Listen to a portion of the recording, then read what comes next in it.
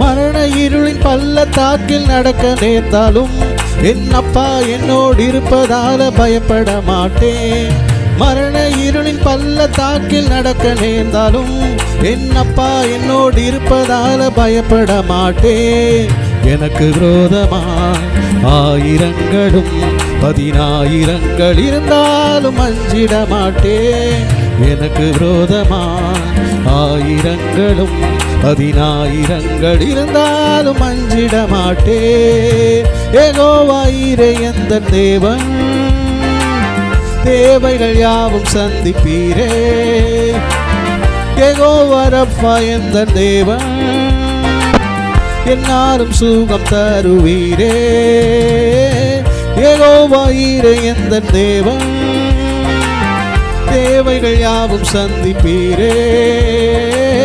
யெகோவா ரப்பா எந்தன் தேவன், என்னாலும் சுகம் தருவீரே.